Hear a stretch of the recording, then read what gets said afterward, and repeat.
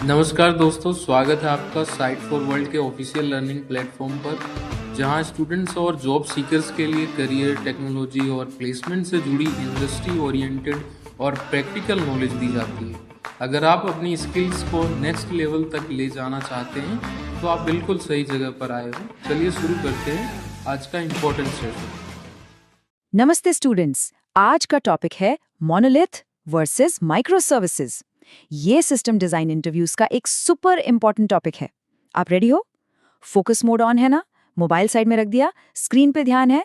चलो शुरू करते हैं। सोचो आप इंटरव्यू में हो और इंटरव्यूअर ने आपसे सीधा ये सवाल पूछ लिया, एक ई कॉमर्स प्लेटफॉर्म डिजाइन करना है, कहाँ से शुरू करेंगे? अब इस सवाल को सुनते ही आपके दिमाग में सबसे पहली चीज क्या आनी चाहिए? सबसे पहला और सबसे क्रिटिकल डिसीजन होता है आपका आर्किटेक्चर। जी हाँ, यही वो फाउंडेशन है जिस पर आपका पूरा सिस्टम बनेगा। यही डिसाइड करेगा कि आपका सिस्टम फ्यूचर में कितना स्केलेबल होगा, कितना फास्ट होगा और कितना कॉम्प्लेक्स। तो फोकस बना हुआ है, चलिए आगे बढ़ते हैं। ओके, तो हमारे पास दो रास्ते हैं। पहला रास्ता है मोनोलिथ। इसे अक्सर सेफ चॉइस माना जाता है, स्पेशली जब कोई प्रोजेक्ट नया नया शुरू हो रहा हो। पर क्या यह हमेशा सेफ है? देखते हैं। तो मोनोलिथिक आर्किटेक्चर है क्या?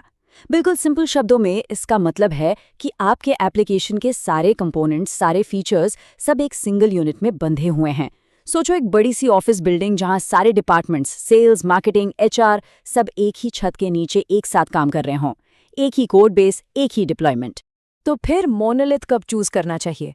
देखो, जब आपको सिंप्लिसिटी और सबसे जरूरी स्पीड चाहिए। अगर आप एक स्टार्टअप हैं और आपको अपना मिनिमम वायबल प्रोडक्ट यानी एमवीपी मार्केट में जल्दी से लॉन्च करना है, तो ये बेस्ट है।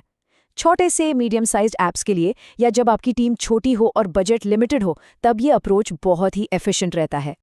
लेकिन इसके कुछ डाउनसाइड्स भी हैं और इंटरव्यूअर्स आपसे यही सुनना चाहते हैं। सबसे बड़ा इशू है स्केलेबिलिटी का। सोचो, अगर सिर्फ एक फीचर पर लोड बढ़ गया तो आपको पूरा का पूरा एप्लीकेशन स्केल करना पड़ेगा। एक छोटा सा चेंज भी करना हो तो पूरे सिस्टम को रीडिप्लॉय करना पड़ता है। और सबसे बड़ा रिस्क, एक छोटा सा बग पूरे एप्लीकेशन को क्रैश कर सकता है। लॉजिक समझ आया या सिर्फ देख रहे हो? चलिए अब इसका सोल्यूशन देखते हैं। तो अब आते हैं दूसरे रास्ते पर, माइक्रो सर्विसेज। ये एक मॉडर्न अप्रोच है जिसे मोनोलिथ की स्केलिंग प्रॉब्लम्स का सबसे बड़ा सॉल्यूशन माना जाता है। इसे कहते हैं scalable choice. Micro services architecture में हम एक बड़े एप्लीकेशन को छोटे छोटे इंडिपेंडेंट सर्विसेज में तोड़ देते हैं। हर सर्विस का अपना एक स्पेसिफिक काम होता है और वो अपने काम में एक्सपर्ट होती है। इसको एक यूनिवर्सिटी कैंपस जैसा समझो, जहां हर डिपार्टमेंट की अपनी अलग बिल्डिंग है और सब आपस में एपीआईज के थ्रू कम्युनिकेट करते हैं। स्पीड ठीक है या फास्ट लग रहा है? अब देखते हैं प्रैक्टिकली ये कैसे दिखता है। ध्यान से देखना, स्टेप बाय स्टेप बता रहा हूं। स्क्रीन पर देखो, ये AWS पर एक माइक्रो सर्विस आर्किटेक्चर का एग्जाम्पल है। यूजर इंटरैक्ट करता है Amazon क्लाउड फ्रंट से, जो हमारा UI लेयर है। फिर रिक्वेस्ट जाती है कंप्यूट लेयर में। यहाँ देखो, हर सर्विस जैसे प्रोडक्ट सर्च या पेमेंट अलग से चल रही है। और आखिर में हर सर्विस का अपना अलग डेटा स्टोर या डेटाबेस है। इससे हर पार्ट इंडिपेंडेंट रहता है। तुम माइक्रो सर्विसेज कब चूज करें? जब आपका सिस्टम बहुत बड़ा और कॉम्प्लेक्स हो, जब आपको अलग अलग फीचर्स को इंडिपेंडेंटली स्केल करना हो। फॉर एग्जाम्पल, एक ई कॉमर्स साइट पर प्रोडक्ट कैटलॉग सर्विस को पेमेंट सर्विस से ज्यादा स्केल करना पड़ सकता है, राइट? इससे अलग अलग टीम्स एक साथ पैरेलल में बिना एक दूसरे को डिस्टर्ब किए काम कर सकती हैं। प्रैक्टिकल सोच रहे हो या बस सुन रहे हो?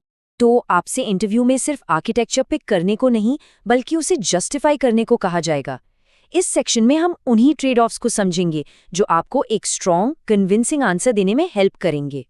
ये स्लाइड इसका एक क्विक समरी है। मोनोलिथ में शुरुआती डेवलपमेंट फास्ट होता है, ऑपरेशंस सिंपल होते हैं। वहीं micro services long term scalability और बेहतर फॉल्ट आइसोलेशन देता है। सीधा सा ट्रेड ऑफ है, स्पीड वर्सेस स्केल। एक इंटरव्यूअर को आपसे ऐसा ही स्ट्रक्चर्ड कंपैरिजन सुनना है। तो देखो, स्केलेबिलिटी में मोनोलिथ पूरा स्केल होता है, जबकि माइक्रो सर्विसेज में सर्विसेज इंडिपेंडेंटली स्केल होती हैं। कॉम्प्लेक्सिटी मोनोलिथ में बाद में बढ़ती है, माइक्रो सर्विसेज में शुरू में ज्यादा होती है। और टेक्नोलॉजी, मोनोलिथ में एक ही स्टैक, जबकि माइक्रो सर्विसेज में आप हर सर्विस के लिए बेस्ट टेक्नोलॉजी चुन सकते हैं।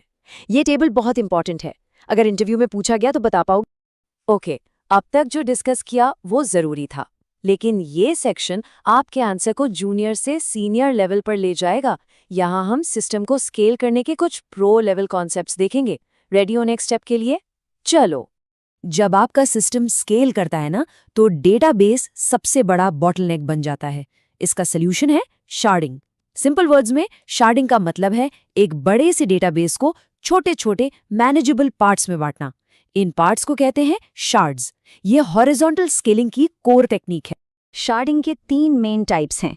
हॉरिजॉन्टल, जिसमें रोज को यूजर आईडी के बेसिस पर अलग अलग शार्ड्स में डालते हैं। वर्टिकल, जिसमें कॉलम्स को ग्रुप करके अलग करते हैं।